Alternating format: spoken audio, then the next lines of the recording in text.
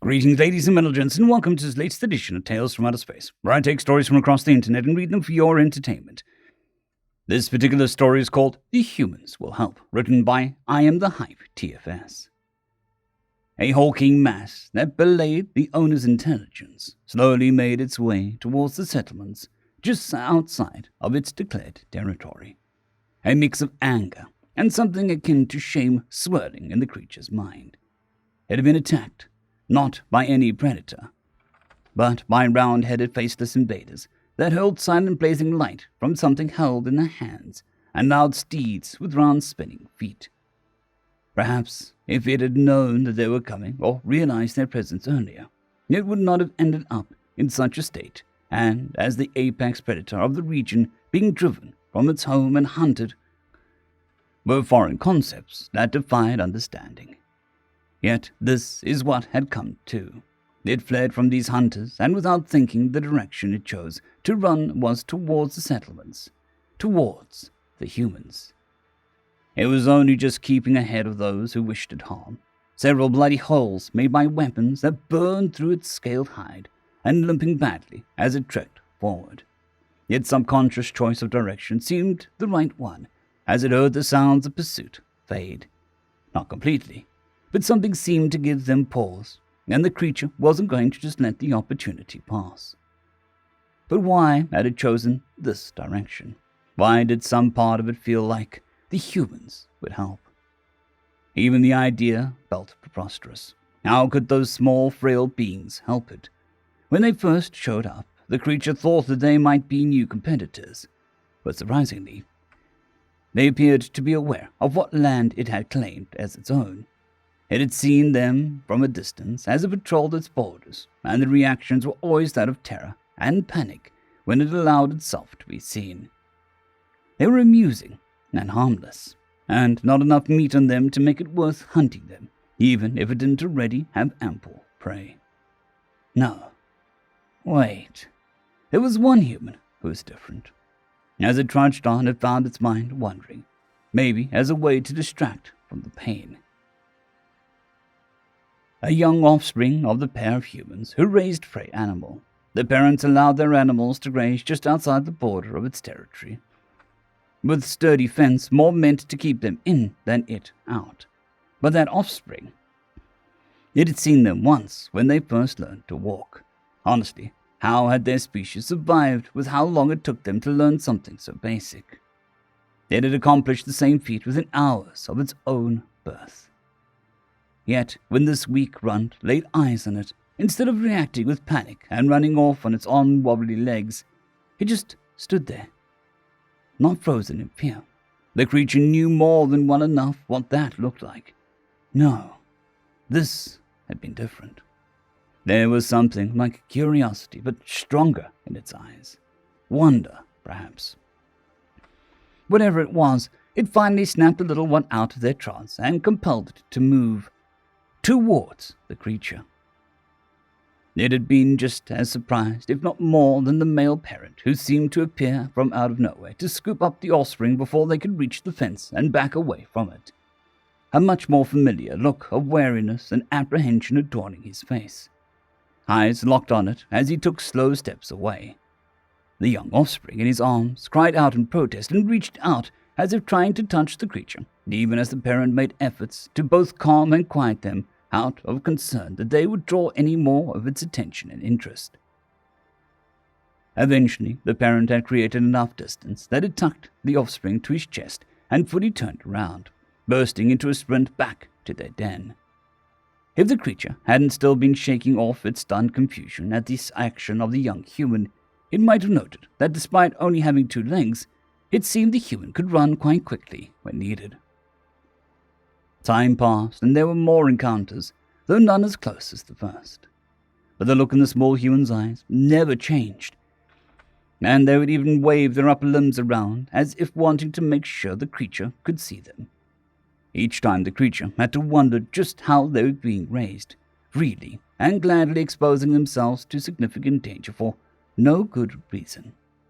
But if they didn't intrude into their territory, they saw no reason to be one to teach them the consequences of their poor upbringing. The memories blurred, and the pain brought its mind back to the present as it approached the fence it had passed along so many times, watching the little human grow over the years. It hadn't seen them for a long while now. It realized as it forced its way between the posts.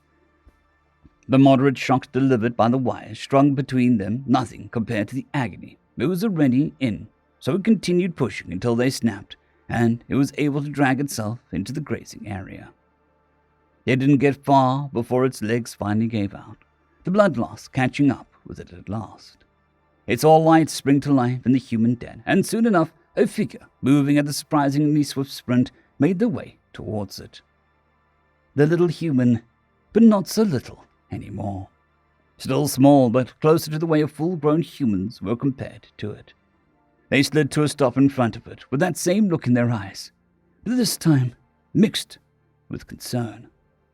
They shouted something it couldn't understand over their shoulder, presumably to their parents, before speaking in hushed, calming tones, and very cautiously reaching out a hand to stroke across an undamaged section of its hide. Their mouth was upturned in what the creature recognized as an expression of happiness.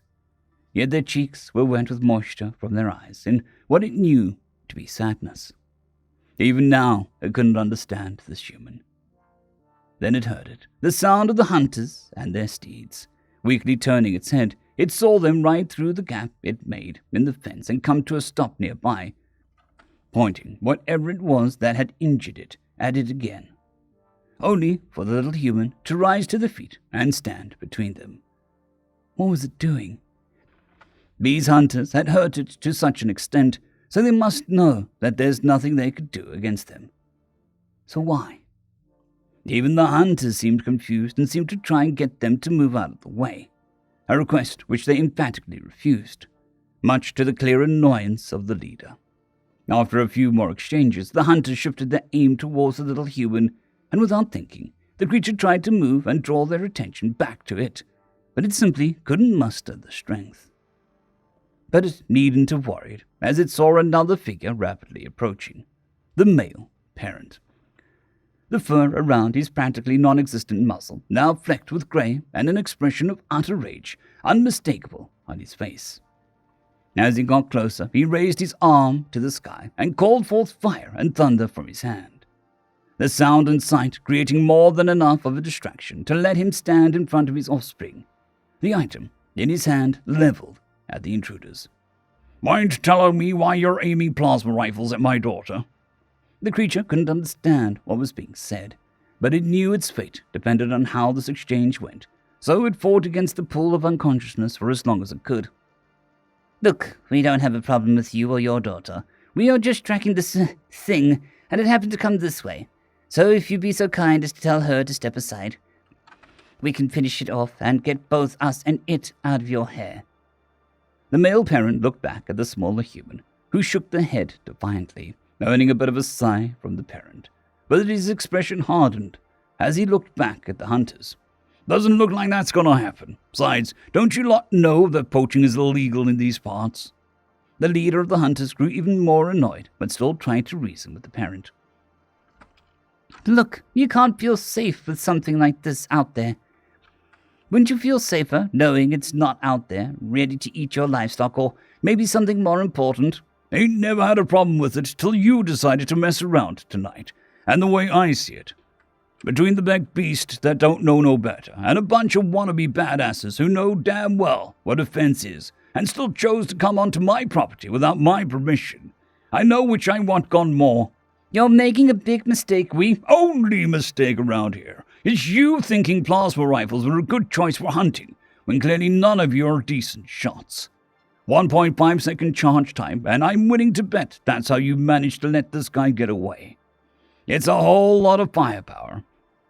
And they're dead quiet, but it don't mean jack if you can't land your first shot and wind up scaring off your prey. I'm surprised you managed to hurt it as bad as you did. And I'd be more surprised if I don't get at least 3 of you before any of you land one anywhere close to me or mine, if you feel like ignoring my polite suggestion of getting the hell off my land in the next 30 seconds. The creature was barely hanging on, And just when there was a rush of movement, its vision blurred, and darkness finally took it. When it woke up, it was still in the field, but the pain it was in was greatly reduced, and the sun was high in the sky. It tried to move, but felt restricted, and the little humans suddenly burst into view, waving their appendages to try and tell it to stop.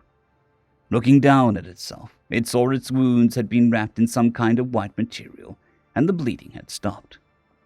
Looking around, it saw the male parent nearby, standing guard a few feet away from his offspring. He wasn't treating the creature as an active threat, but there was a constant wariness in his eyes, and his hand rested on the fire and thunder at his hip.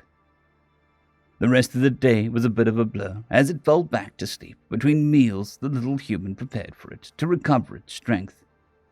At one point, it awoke in the middle of the night to find the offspring missing and the parent still there, though his gaze wasn't trained on the creature now, but on the fence. The human clearly wasn't happy with the arrangement, but it seemed he couldn't refuse his young's wishes, and that meant standing guard over it. It seemed the previous night hadn't ended with violence, but he thought it might not be the last time the hunters would try their luck.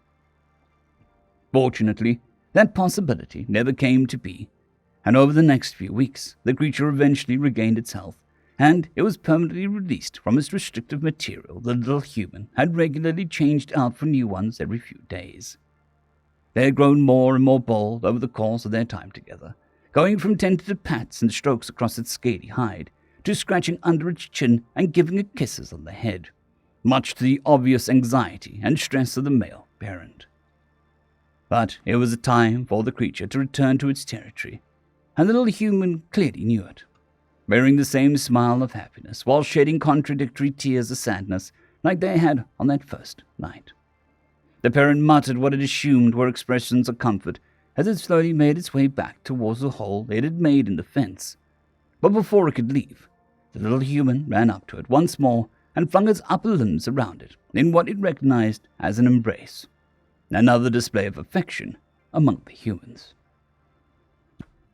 After a few long moments, it rested its chin on top of their head and gently let out something akin to a tiger's chuff, but accentuated with a hiss. Another couple moments and the male parent called out, finally causing the little human to let go and allow the creature to disappear back into the trees. But not before turning back one last time, rearing back on its haunches and waving its front legs at the offspring, owning a squeal of delight it would remember for the rest of its life. Besides, it wasn't goodbye forever. They would see each other again, from opposite sides of the fence. End of story. Story number 2. The War Queue, written by Brew Fokker. After receiving the results of another engagement between the fleet and the humans, Grand Admiral Menon issued his order. Prepare the entire fleet. Make way to Sol System. Those humans will learn the cost of crossing the Sinch once and for all. Around him, his officers were quick to obey. Yes, Grand Admiral, the fleet is ready and at your command. In just a few seconds, the stars twisted, space bent, and vanished as the fleet entered folded space. The Sinch Armada, hundreds of warships strong, emerged into the Sol System, the cradle of humanity. But instead of warships scrambling to defend the system and their planet, they found a queue.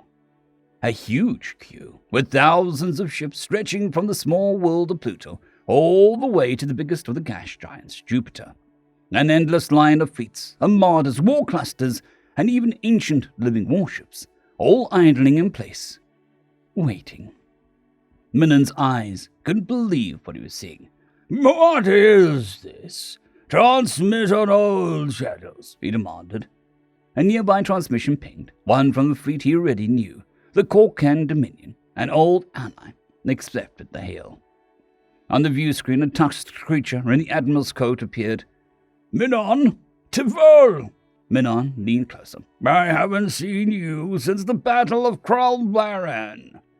Still getting into confusions, my friend, Tivol answered, with what would pass as a smile for his race.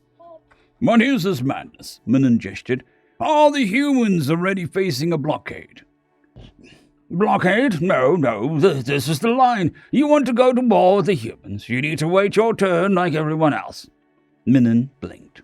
Wait, war has a queue? Of course it does. Humans are always at war. It's practically a public event for them now. Ever since they developed cloning tech and memory backups, war's more like theater for them. Tvol paused for a moment. But you know that, right? It's in your reservation. As soon as you pay, you're informed of this. Did you make a reservation, right? Reservation? Tvol's eyes widened. Don't tell me you jumped in cold. Minnan, that is very irresponsible. We are the Cinched Armada. We don't pay for conquest. Tvol leaned forward, incredulous. Then who's going to cover the war stands, the food kiosks, and the fuel subsidies? What about the cleanup? Repatriation of bodies?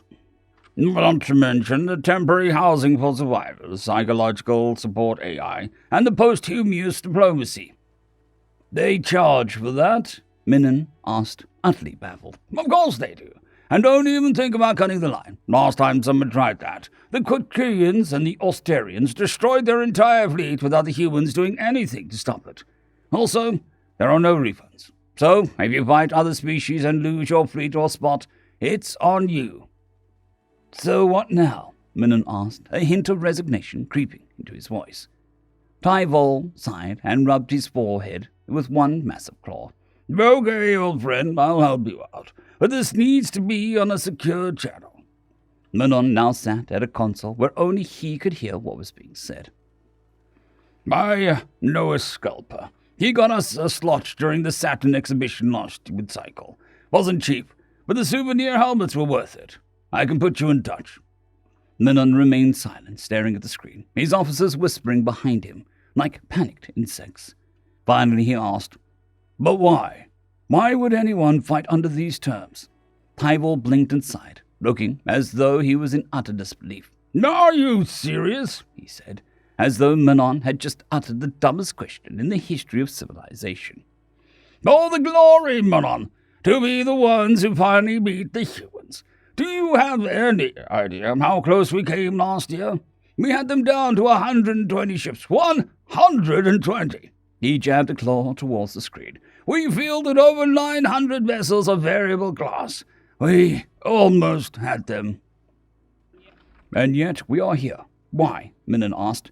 Tvol growled. Well, we lost 90% of our fleet, my ship included, to do this, so we yielded. Wait, if they were down to only 120 ships, how could they fight the other fleets? They rebuild in minutes, nanite swarms. A full armada is ready for the next engagement. And that's not even the best of it. If you pay for the premium deluxe package, they'll rebuild your fleets too. And even your crew, fully restored memories, happy and well fed. Like nothing happened. Some even come back improved. My limp from Kralvairin, proof gone. And you came back, again, for another round of this absurd ritual.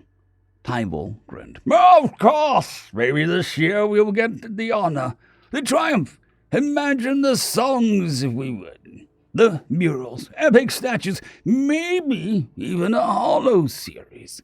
The glory of defeating the undefeated. You don't miss that chance, Minnan. This is insanity. Then another thought occurred. His eyes narrowed. Why not just bypass all this and jump straight to Earth? End it at the source. Tvol let out a laugh so hard it rattled the transmission. If that were possible, you'd be orbiting Earth right now, not shivering at Pluto. You didn't notice the FTL blockers? No one gets close to Earth without human approval. You jump too close, you don't just misjump, you are erased. And when does it start? He asked bitterly. Tvol glanced at the floating display and shrugged. Standard Earth hours, 9 to 5, Monday through Friday. They take a lunch break at noon, sharp. We want to fight after hours, good luck. You'll need overtime clearance and hazard pay. It's a nightmare to book. This isn't war, this is a mockery. It's a lifestyle, Minnan, Tvol said proudly. Besides, I've been fasting all week. I cannot wait to hit the food stands. The fried Martian krill, to die for. Trust me, I died last year. Totally worth it. Minnan turned slowly to his officers, who were now pretending to be busy with non-existent tasks. War used to mean something: strategy, conquest, sacrifice. For the humans, it was forms, schedules, lunch breaks, and snacks.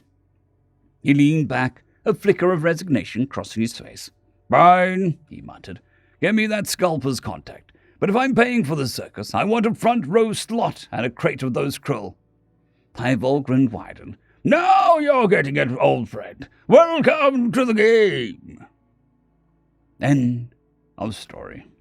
I would like to thank our T5 members and patrons: Casper Arnholtz, John Creighton, Vitmori, 050, Dragzoon WRE, and Elijah Silvercross.